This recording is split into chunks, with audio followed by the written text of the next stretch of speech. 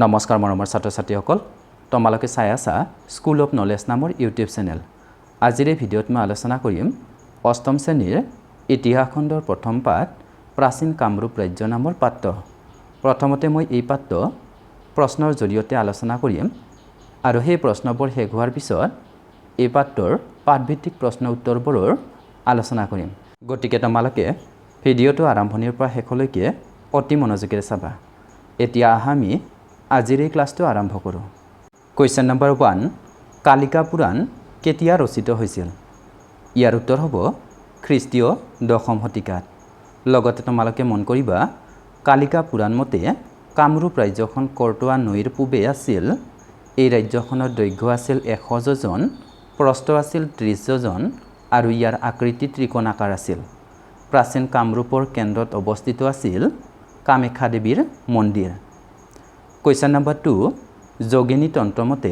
কামৰূপ ৰাজ্যখন কেইটা ভাগত বিভক্ত আছিল ইয়াৰ উত্তৰ হ'ব 4টা ভাগত বিভক্ত আছিল আৰু সেইবোৰ হৈছে কামপীঠ ৰত্নপীঠ স্বৰ্ণপীঠ আৰু সৌমাৰপীঠ লগতে তোমালোকে মনত ৰাখিবা ষোড়শ শতিকাত ৰচিত যোগিনী তন্ত্ৰ মতে কামৰূপ ৰাজ্যৰ উত্তৰে আছিল কাঞ্চনজংঘা পৰ্বত দক্ষিণে ব্ৰহ্মপুত্ৰ আৰু লাক্ষা নদীৰ সংগমস্থলী পশ্চিমে কৰ্টোৱা নদী আৰু পূবে দিক্কৰ বাখিনী কুৱেশ্যন নম্বৰ 3 কামৰূপ ৰাজ্যৰ প্ৰথমজন শাসক কোন আছিল উত্তৰ হ'ব মহিৰংগ দানৱ আৰু এই মহিৰংগ দানৱে মৈৰাং পাহাৰ অঞ্চলত দানৱ ৰাজ্যৰ ৰাজধানী পাতিছিল তেওঁৰ মৃত্যুৰ পাছত শতকাসুৰ সম্বৰাসুৰ ৰত্নাসুৰ খটকাসুৰ নৰকাসুৰ আদি ৰজাই কামৰূপ ৰাজ্যত শাসন কৰিছিল কুৱেশ্যন নম্বৰ 4 ভৌম নৰক বংশৰ কোনে প্ৰতিষ্ঠা কৰিছিল ইয়াৰ উত্তৰ হ'ব নৰকাসুৰে আৰু এই নৰকাসুৰৰ পুত্ৰৰ নাম আছিল ভগদত্ত কুৱেশ্যন নম্বৰ 5 গুৱাহাটীৰ দীঘলী পুখুৰীটো কোনে খন্দাইছিল উত্তৰ হ'ব ৰজা ভগদত্তই জীয়েক ভানুমতীৰ স্বয়ম্বৰৰ সময়ত খন্দুৱাইছিল কুৱেশ্যন নম্বৰ 6 প্ৰাচীন কামৰূপৰ কোনজন ৰজাই মহাভাৰতৰ যুদ্ধত কৌৰৱৰ পক্ষলৈ যুদ্ধ কৰিছিল উত্তৰ হ'ব ৰজা ভগদত্তই কুৱেশ্যন নম্বৰ 7 বৰ্মন বংশৰ কোনে প্ৰতিষ্ঠা কৰিছিল উত্তৰ হ'ব আনুমানিক 350 পৰা 380 খ্ৰীষ্টাব্দৰ ভিতৰত পশ্যবৰ্মনে প্ৰতিষ্ঠা কৰিছিল লগতে তোমালোকে মন কৰিবা পশ্যবৰ্মন বিখ্যাত গুপ্ত সম্ৰাট সমুদ্ৰগুপ্তৰ সমসাময়িক আছিল কুৱেশ্যন নম্বৰ 8 ৰাজতৰংগিনী গ্ৰন্থৰ কোনে ৰচনা কৰিছিল উত্তৰ হ'ব কাশ্মীৰৰ কবি কলহনে কুৱেশ্যন নম্বৰ 9 বৰ্মন বংশত কোন ৰজাই শাসন কৰিছিল উত্তৰ হ'ব পশ্যবৰ্মন সমুদ্ৰবৰ্মন বলবৰ্মন কল্যাণবৰ্মন মহেন্দ্ৰবৰ্মন ভূতিবৰ্মন ওৰফে মহাভূতবৰ্মন চন্দ্ৰমুখ বৰ্মন আৰু ভাস্কৰ বৰ্মনে কুৱেশ্যন নম্বৰ 10 বৰ্মন বংশৰ কুমাৰ ৰজা বুলিলে কাক বুজা যায় উত্তৰ হ'ব ভাস্কৰ বৰ্মনক বুজা যায় লগতে তোমালোকে মনত ৰাখিবা ভাস্কৰ বৰ্মনে সিংহাসনত আৰোহণৰে পৰা এক নতুন যুগৰ সূচনা হৈছিল যাক ভাস্কৰাব্দ বা কামৰূপী চন বোলা হয় তেওঁৰ উত্তৰ ভাৰতৰ প্ৰতাপী ৰজা হৰ্ষবৰ্ধনৰ লগতো সুসম্পৰ্ক আছিল আৰু তেওঁ ৰাজত্ব কৰা সময়ছোৱাতে হিউৱেন চাঙে কামৰূপ ভ্ৰমণলৈ আহিছিল কুৱেশ্যন নম্বৰ 11 শালস্তম্ভ বংশৰ কোনে প্ৰতিষ্ঠা কৰিছিল উত্তৰ হ'ব শালস্তম্ভই আৰু শালস্তম্ভ বংশৰ শ্ৰেষ্ঠ ৰজাগৰাকী আছিল শ্ৰী হৰ্ষদেৱ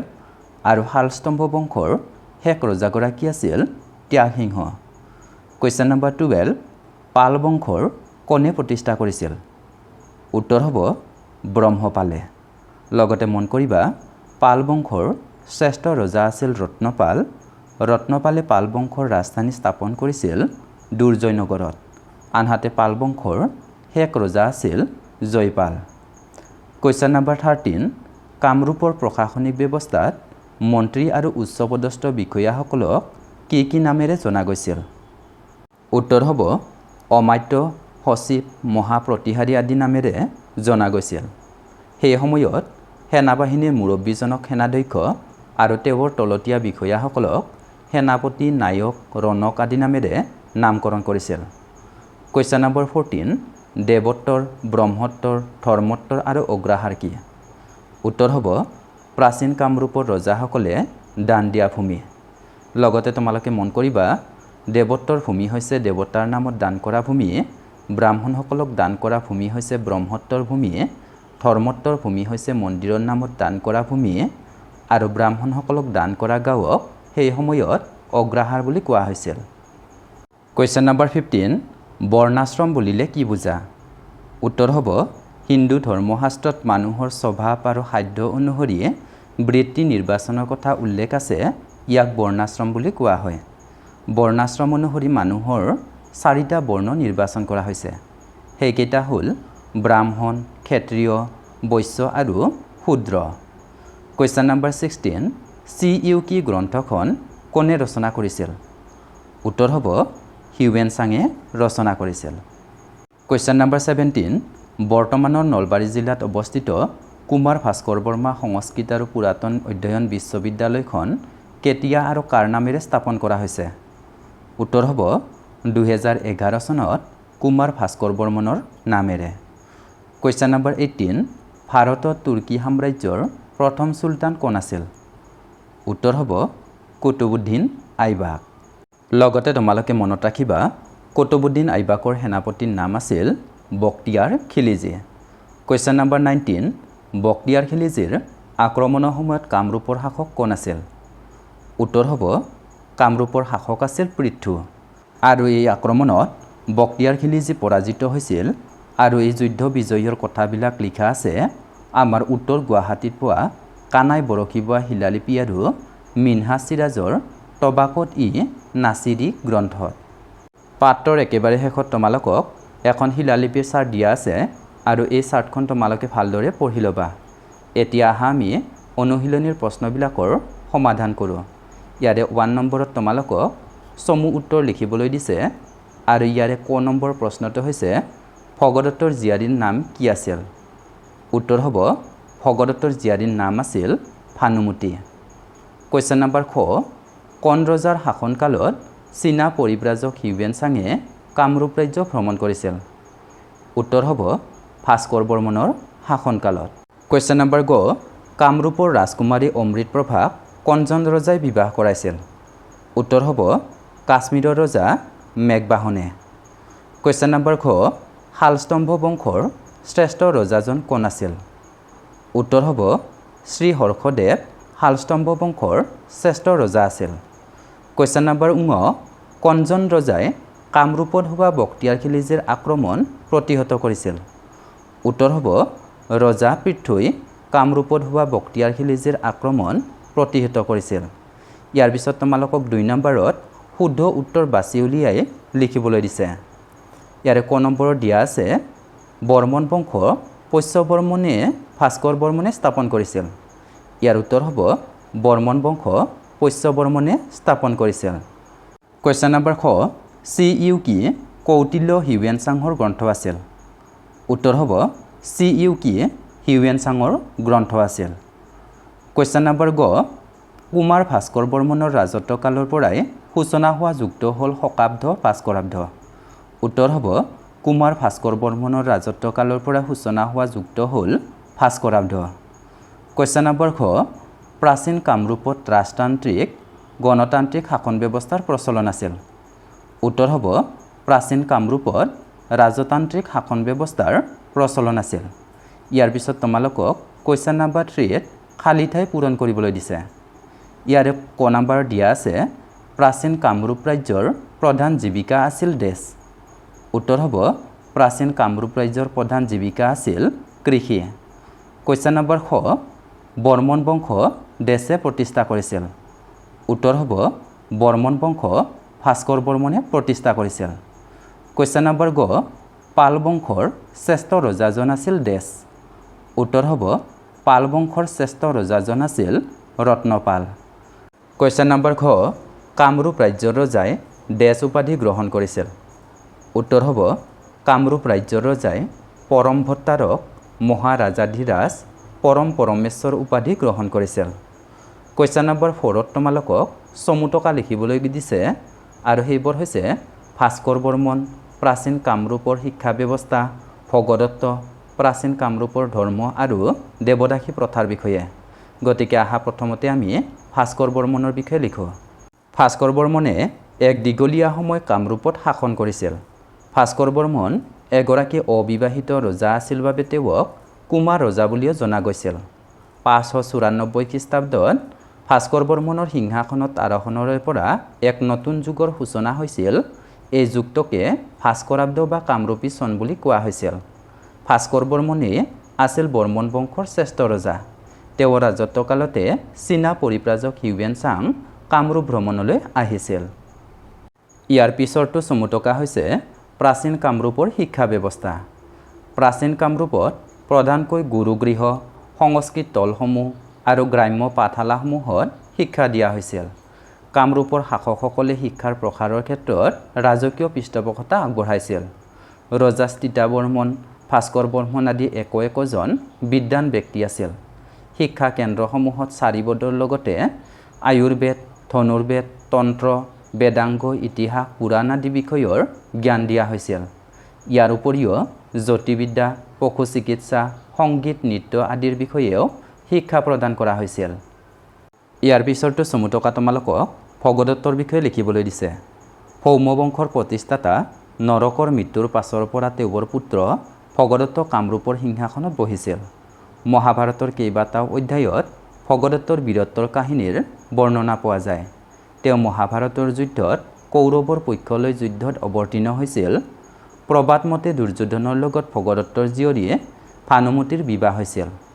ভগদত্তই গুৱাহাটীৰ দীঘলী পুখুৰীত তেওঁৰ জীয়ৰী ভানুমতীৰ স্বয়ম্বৰৰ সময়ত খন্দাইছিল। ইয়াৰ পিছৰটো চমুটকা হৈছে প্ৰাচীন কামৰূপৰ ধৰ্ম। প্ৰাচীন কালৰে পৰা কামৰূপত গছ, শিল, পাহাৰ, নদী আদিক দেৱতাৰূপে পূজা কৰাৰ সমান্তৰালকৈ শৈৱ ধৰ্মৰো প্ৰচলন আছিল। কালিকা পুৰাণত প্ৰাচীন কামৰূপৰ শৈৱ উপাসনাৰ ১৫টা কেন্দ্ৰৰ নাম উল্লেখ আছে। প্ৰাচীন কামৰূপ শক্তি পূজাৰ অন্যতম প্ৰধান কেন্দ্ৰ আছিল।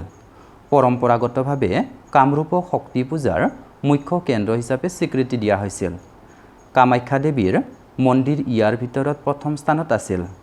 শিৱ আৰু শক্তিৰ দৰে প্ৰাচীন কামৰূপত বিষ্ণুৰ উপাসনা হৈছিল। বৌদ্ধ ধৰ্মইও প্ৰাচীন কামৰূপত প্ৰসাৰতা লাভ কৰিছিল। শেষৰটো চমুটকা তোমালোকক লিখিবলৈ দিছে দেৱদাসী প্ৰথাৰ বিষয়ে। দেৱদাসী প্ৰথাত নাৰীসকলে মন্দিৰৰ সেৱিকাৰ কাম কৰিছিল। প্ৰাচীন কামৰূপত প্ৰাপ্ত বনমালা বৰ্মনৰ তাম্ৰফলিত দেৱদাসী প্ৰথা আৰু দেৱদাসীসকলে বাস কৰা স্থানত ৰজাই হেটুকা চলিনৰ মন্দিৰ নিৰ্মাণ কৰাৰ কথা পোৱা যায়। দেৱদাসী প্ৰথাৰ প্ৰচলনে এক শ্ৰেণীৰ মহিলাৰ মাজত নৃত্য গীতৰ চৰ্চাৰ কথা প্ৰমাণ কৰে। কুৱেশ্যন নম্বৰ 5ত তোমালোকক প্ৰাচীন কামৰূপ ৰাজ্যৰ প্ৰশাসন ব্যৱস্থা সম্পৰ্কে ব্যাখ্যা কৰিবলৈ দিছে আৰু ইয়াৰ উত্তৰ হ'ব শাসনৰ সুবিধাৰ বাবে যিদৰে আমাৰ দেশক ৰাজ্য, জিলা, মহকুমা, পঞ্চায়ত, গাঁও ইত্যাদি ভাগত ভাগ কৰা হৈছে, এনেদৰেই কামৰূপ ৰাজ্যখনকো ভুক্তি, মণ্ডল, বিষয়া, পুৰ, গ্ৰাম আদি ভাগত ভাগ কৰা হৈছিল। আনহাতে কিছুসংখ্যক শিলালিপিত ব্ৰহ্মপুত্ৰৰ উত্তৰ পাৰক উত্তৰ কুলদেশ আৰু দক্ষিণ পাৰক দক্ষিণ কুলদেশ হিচাপে নামকৰণ কৰাও পোৱা যায়। প্ৰাচীন কামৰূপ ৰাজ্যত ৰাজতান্ত্ৰিক শাসন ব্যৱস্থাৰ প্ৰচলন আছিল। শাসকসকলে নিজকে ভগৱানৰ অংশ হিচাপে উপস্থাপন কৰিছিল। ৰজাসকলে নিজৰ ক্ষমতাক প্ৰজাৰ ওপৰত সাব্যস্ত ৰাখিবলৈ পৰম ভট্টাৰক, মহাৰাজাধিৰাজ, পৰম পৰমেশ্বৰ আদি উপাধি গ্ৰহণ কৰিছিল। ৰজাসকলৰ ৰাজ্যাভিষেক বৈদিক পৰম্পৰা মতে অতি আড়ম্বৰপূৰ্ণভাৱে অনুষ্ঠিত কৰা হৈছিল। এই অনুষ্ঠানত কৰতলীয়া ৰজা, পুৰোহিত, সম্ভ্ৰান্ত লোক আৰু আন ৰাজ্যৰ নৃপতিসকলকো নিমন্ত্ৰণ কৰা হৈছিল। কামৰূপৰ প্ৰশাসনিক ব্যৱস্থাত মন্ত্ৰী পৰিষদৰ বিশেষ ভূমিকা আছিল। মন্ত্ৰী আৰু উচ্চপদস্থ ৰাজ বিষয়াসকলক অমাত্য, সচিব, মন্ত্ৰী, মহাপ্ৰতিহাৰী আদি নামেৰে জনা গৈছিল।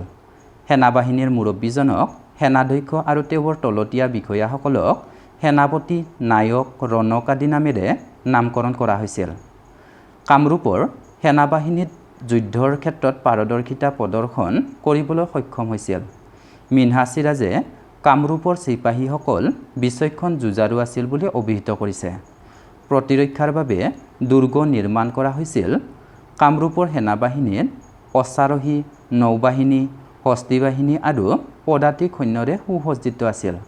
হিউৱেনচাঙৰ বিৱৰণীত উল্লেখ আছে যে ভাস্কৰ বৰ্মনৰ 30,000 জাহাজেৰে পৰিপূৰ্ণ এক বিশাল নৌবাহিনী আছিল। 20,000 হস্তী বাহিনী সমৃদ্ধ এক শক্তিশালী সেনাবাহিনী আছিল। ভাস্কৰ বৰ্মনৰ ৰাজত্বকালত কেইবাটাও মন্দিৰ নিৰ্মাণ কৰা হৈছিল। সেই কালত কামৰূপ ৰাজ্য শিক্ষাৰ অন্যতম কেন্দ্ৰৰূপে প্ৰতিষ্ঠা লাভ কৰিছিল। কুৱেশ্যন নম্বৰ 6ত তোমালোকক প্ৰাচীন কামৰূপৰ বিষয়ে জানিবলৈ শিলালিপিসমূহে কিদৰে সহায় কৰে বৰ্ণনা কৰিবলৈ কৈছে। ইয়াৰে উত্তৰ হ'ব প্ৰাচীন কামৰূপত প্ৰাপ্ত শিলালিপিসমূহৰ পৰা অনুমান কৰিব পাৰি যে প্ৰাচীন কামৰূপ ৰাজ্যখন ভাৰতবৰ্ষৰ এখন সমৃদ্ধিশালী ৰাজ্য আছিল। উত্তৰ গুৱাহাটী আৰু তেজপুৰৰ বিভিন্ন স্থানত কামৰূপ ৰাজ্যৰ বহুতো শিলালিপি, তাম্ৰলিপি আৰু স্তম্ভলিপি পোৱা যায়। এই শিলালিপিসমূহৰ প্ৰত্যেকখনেই গুৰুত্বপূৰ্ণ তথ্য বহন কৰি আহিছে। ইয়াৰ উপৰি মদন কামদেৱ মন্দিৰ, দ পৰ্বতীয়াৰ তৰণ, তেজপুৰৰ বামুণী পাহাৰ, গোৱালপাৰা জিলাৰ পাগলাটেক, গুৱাহাটীৰ আমবাৰী, ডবকাৰ গছতল আদিৰ লগতে আন বহু ঠাইত সিঁচৰতি হৈ থকা পুৰাতাত্ত্বিক স্থানসমূহত উদ্ধাৰ হোৱা ভগ্নাৱশেষে আমাক কামৰূপ ৰাজ্যৰ অৱস্থিতি আৰু ইয়াৰ সোণালী অতীতৰ উমান দিয়ে। আনকি বক্তিয়াৰ খিলিজীৰ কামৰূপ আক্ৰমণৰ সময়ত সেই সময়ৰ কামৰূপৰ ৰজা পৃথ্বীয়ে কেনেদৰে বক্তিয়াৰ খিলজীক পৰাজিত কৰি খেদি পঠিয়াইছিল সেই কথাও আমি উত্তৰ গুৱাহাটীত পোৱা কানাই বৰশী বোৱা শিলালিপিৰ দ্বাৰাই গম পাওঁ। গতিকে এনে সম্পদসমূহৰ সংৰক্ষণ আমাৰ সকলোৰে কৰ্তব্য। কুৱেশ্যন নম্বৰ 7 তথা এই পাঠৰ লাষ্ট প্ৰশ্নত তোমালোকক বৰ্তমান অসমৰ এখন মানচিত্ৰ অংকন কৰি বৰ্মন, শালস্তম্ভ আৰু পাল বংশৰ ৰাজধানী ক'ত ক'ত আছিল চিহ্নিত কৰিবলৈ দিছে। আৰু এই কামটো তোমালোকে তোমালোকৰ ছাৰ বাইদেউসকলৰ লগ হৈ কৰিবা। শেষত তোমালোকক এই ভিডিঅ'টো ইমান মনোযোগেৰে চাই থকাৰ বাবে অশেষ ধন্যবাদ আগবঢ়ালোঁ। যদি তোমালোকে আগলৈ এনেকুৱা ভিডিঅ' পাই থাকিব বিচৰা তেন্তে এই চেনেলটো ছাবস্ক্ৰাইব কৰি ল'বা।